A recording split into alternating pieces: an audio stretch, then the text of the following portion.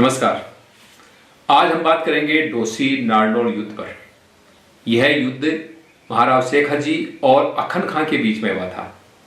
शेख हाजी के बारे में हमारे चैनल के ऊपर काफ़ी सारी वीडियो हैं, उनके बारे में आप जान सकते हैं उन्हें देख करके। अखन खां के बारे में मैं आपको बता दूं। सबसे पहले मैं आपको अखन खां का परिचय देता हूं। अखन खां नारनौल का नवाब था और वो इतना शक्तिशाली था और लड़ने में उसके बाद जो सेना थी बहुत ही सुसज्जित सेना थी और वो खुद बहुत ही अच्छा युद्ध का रणनीतिकार था। इतना अच्छा कि उस वक्त का जो दिल्ली का बादशाह था बहलोल लोदी, वो भी उससे घबराता था। एक बार क्या हुआ कि बहलोल लोदी ने इराक से अच्छी नस्ल के घोड़े मंगवाए। तो जो घोड़ों का जो काफिला था, उनको लेके आने वाले जो बंजारे थे, वो दिल्ली से पहले उन्होंने नारनौल के पास कहीं डेरा डाला। अखन खां को पता लग गया।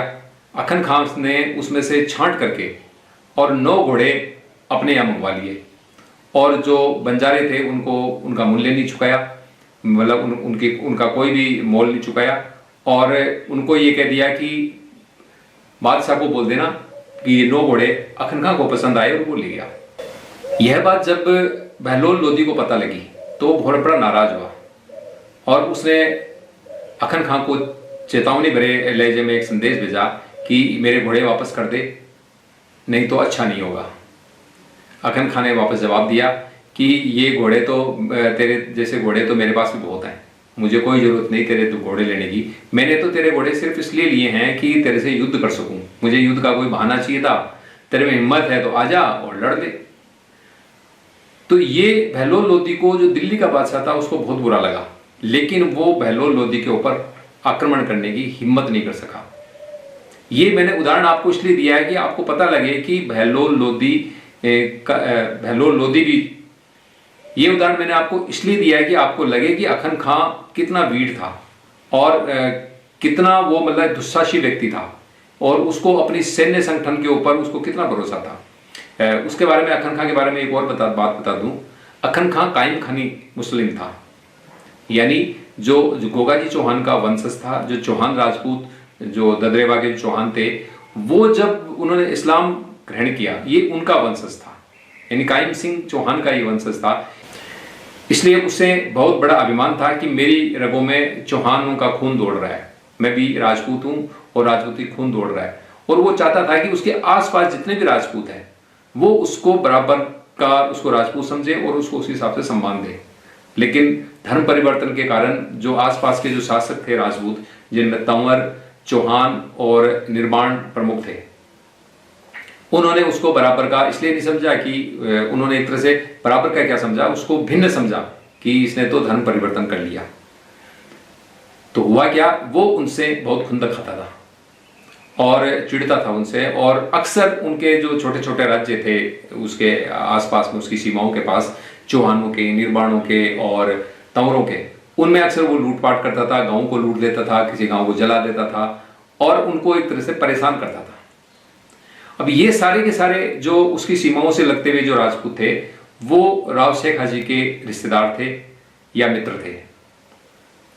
उन्होंने अपनी समस्या राव शेख हाजी से साझा की और उनसे अपने सहायता लगाने के लिए उनको कहा कि भी हमारी सहायता कीजिए, एक तरह से सहायता की गुहार की। तो शेख हाजी के रिश्तेदार थे और शेख हाजी को भी था कि पास में एक बड़ी शक्ति है, आज इनको दबा रहा है, कल को मेरे साथ आएगा, तो क्यों नहीं इसको निपटाई दिया जाए। तो शेख हाजी ने उनको साथ में निर्माणों को, तंवरों को और चौहानों को, जो आसपास के लोग थे उनके, उन छोटे छोटे सारे ठिकानेदारों को कहा कि भाई आप अपनी सेनाएं तैयार रखिए, जितने लोग हैं उन्हें बुला लीजिए, मैं अपनी सेना लेकर के आ रहा हूँ। तो शेख हाजी सीधे अपने अमृतसर से चल के ढोसी पहुंच गए और ढोसी के अंदर उन्हें सबसे बड़ी समस्या आने वाली थी चारे की और अपना जो रसद सामग्री की, फौज के लिए जो रसद सामग्री थी वो और घोड़ों के लिए चारे की। तो शेख हाजी ने पहले ही क्या किया कि बंजारों के वेश में या बंजारों को वहां पे बालद लेकर के रवाना कर दिया कि आप रसद लेके जाओ और घोड़ों के लिए चारा लेके जाओ।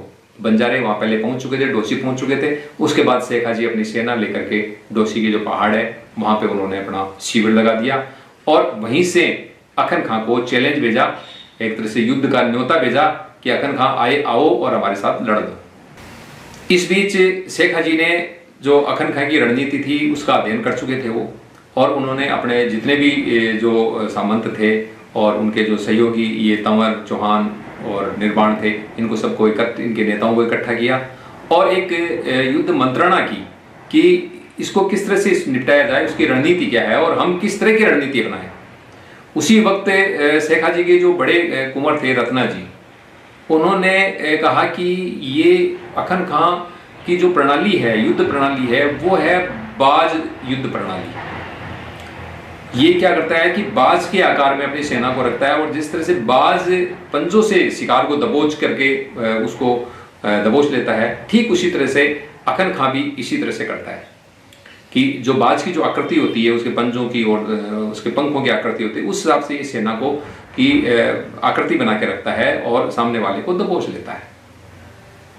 रत्ना जी ने ये एक सलाह दी शेख हाजी को, अपने पिता को, कि हम सबसे पहले क्या करते हैं कि बाज के पंख अलग कर देते हैं, तो वो क्या होगा कि मुख्य जो शक्ति होगी, मुख्य जो शरीर होगा, उससे पंख अलग हो जाएंगे। मतलब वो जो पंखों के आकार के ऊपर जो सेना की जो विंग्स हैं, उनको काट दिया जाए तो वो मुख्य शक्ति से अलग हो जाएंगे और हमें उस चीज का फायदा मिलेगा। फिर मुख्य शक्ति पे प्रहार करके हम उनको छिन्न भिन्न कर सकते हैं, मतलब इस तरह से। और तो उन्होंने कहा कि किस तरह से किया जाए, तो उन्होंने कहा कि जो पंख और जो उसका जो स्थल होता है, संधि स्थल होता है शरीर से, वो कमजोर जगह होती है और वहां पे हमें अग्नि प्रहार करना चाहिए। तो उन्होंने अग्नि प्रहार करने की एक तरह से सारी व्यवस्थाएं कर ली और रणनीति तैयार कर ली। उधर जो अखन खां था वो भी कम नहीं था, उसको भी पता था कि शेख हाजी किस तरह से आक्रमण करते हैं और उसको ये भी पता था कि शेख हाजी का जो आक्रमण होता है वो अनिश्चित होता है। मतलब शेख हाजी जो आक्रमण करते थे उनका पता ही नहीं होता था कि वो कब आक्रमण करेंगे और किस दिशा से करेंगे। तो उसने चारों तरफ चौकसी रखी हुई थी और पूरी सतर्कता बरती हुई थी कि उसको पता था कि शेख हाजी का जो हमला है वो अनिश्चित है, इसलिए पूरी सतर्कता रखो, वो कभी भी हमला कर सकते हैं। तो उसने पूरी अपनी सैन्य संगठन को ला करके, जो शेख हाजी से बड़ी सेना थी उसके पास में और दक्ष थी, पूरी ट्रेनिंग दी हुई थी उनको, उसने सामने ला करके बाज की जो उसकी जो प्रणाली थी, युद्ध प्रणाली थी, बाज प्रणाली के अंदर उसने उसको तैनात कर रखा था। शेख हाजी ने बहुत जल्दी सवेरे, मतलब अर्ली मॉर्निंग उन्होंने उसके ऊपर एकदम से हमला किया और शेख हाजी का हमला बहुत ही तीव्र वेग से था। इसके लिए शेख हाजी ने पहले से जो रणनीति थी, उन्होंने क्या किया कि एक दल दूर से ही रात को ही रवाना कर दिया था कि वो अखन खां की सेना के पीछे चला जाए और वहां से भी दो भागों में विभक्त हो, एक तो पीछे से हमला करे और दूसरा जो इसने जो रिजर्व के अंदर जो सेना रखी हुई है, जो इसका शिविर है, उसके ऊपर जाकर के हमला करे। तो एक दल वैसे चला गया था और बाकी जो इधर जो सामने से इन्होंने हमला किया वो एक 3-4 भागों के अंदर विभक्त हो गए। एक बीच में से हमला किया, दो ने संधि स्थलों पे किया और जो संधि स्थलों पे जो पंख के आकार में जो संधि स्थल जहां पे अग्नि प्रहार करना था, वहां पे शेख हाजी ने क्या किया कि उनके जो घोड़े थे, सैनिकों के जो घोड़े थे, उसमें लंबे लंबे बांस बांध दिए और उन बांसों के आगे कपड़ा लपेट दिया, उसको तेल से भिगो दिया और जैसे ही वो सेना के पास पहुंचे तो वहां पे घुड़सवार ने उनके अंदर आग लगा दी।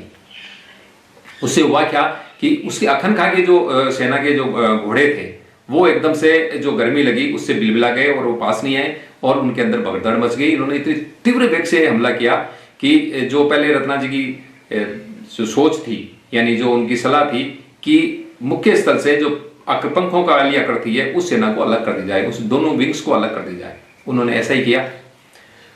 अखन खां की जब सेना छिन्न भिन्न होने लगी तो उसने वापस सबको संगठित करने की कोशिश की, अपनी केंद्रीय शक्ति को संगठित करके शेख हाजी का मुकाबला करने की कोशिश की, लेकिन तब तक उसकी सेना छिन्न भिन्न हो चुकी थी और राव शेख हाजी से उसका सामना हो चुका था। शेख हाजी ने थोड़ी देर दोनों के बीच के अंदर युद्ध हुआ और शेख हाजी के वार से वो धराशायी हो गया। यह देख करके उसका एक और भाई था मोहन खान, वो आकर के शेख हाजी के ऊपर टूट पड़ा और थोड़ी देर के अंदर वो भी वीर गति को प्राप्त हुआ। इस तरह से अखन खां और उसका भाई दोनों वीर गति को प्राप्त हुए और शेख हाजी ने ये युद्ध जीत लिया। तो ये देखिए कि शेख हाजी ने जो अपनी छोटी सी सेना के बल पे, क्योंकि शेख हाजी को मैं आपको बता दूं कि शेख हाजी को तो अखन खां कोई वीर ही नहीं समझता था, उसको पता था कि उनकी छोटी मोटी सेना है, उनको तो क्या मेरे सैनिक ही जाके हरा सकते हैं। तो इसीलिए उसने शेख हाजी पे कभी ध्यान भी शायद नहीं दिया होगा। तो शेखा जी ने अपने से बड़ी सेना को धैर्यपूर्वक रणनीति बना करके और उसको निपटा दिया। तो आप ये देख सकते हैं कि युद्ध के अंदर सबसे काम आता है रणनीति। चाहे युद्ध हो, चाहे कोई भी आप परीक्षा पास कर रहे हो या आप कोई काम कर रहे हो, हर एक की उसकी एक रणनीति होनी चाहिए और उसके अंदर बिल्कुल धैर्य से काम लेकर के और रणनीति से काम लेकर के, जरूरी नहीं है कि आप सामने वाले के बराबर ताकतवर हो, उसको फिर भी आप हरा सकते हो। तो इस तरह से अपने छोटी सेना होने के बावजूद शेखा जी ने अपने से शक्तिशाली, जिससे दिल्ली का बादशाह तक डरता था, उस अखन खां को अपनी छोटी सी सेना के बल पर पूरी तरह से निपटा दिया। इस युद्ध के बारे में मैंने आपको जो जानकारी दी है, यह है अदम्य योद्धा महाराव शेखा जी नामक पुस्तक से हमने ली गई है, जिसके लेखक है कर्नल लातू सिंह। कर्नल साहब खुद भारतीय सेना के अंदर योद्धा रहे हैं और उन्होंने बहुत ढंग से इसके ऊपर विस्तार से प्रकाश डाला है। मैंने तो आपको शॉर्ट में बताया, उन्होंने बहुत ही विस्तृत प्रकाश डाला है। तो आपको यदि इस युद्ध के बारे में प्रामाणिक जानकारी चाहिए या आपको लगे कि हम कोई फेंक रहे हैं तो आपको इसकी पुष्टि करनी हो, तो आप कर्नल लातू सिंह जी की पुस्तक अदम्य योद्धा महाराव शेखा जी पुस्तक पढ़ें और उसके अंदर शेखा जी की पूरी युद्ध नीति समझें। तो जुड़े रहे हमारे साथ, क्योंकि हमारे पास है जानकारियों का बहुत बड़ा खजाना, जो हम आगे अलग अलग वीडियो के माध्यम से इसी तरह की ऐतिहासिक कहानियां प्रस्तुत करेंगे।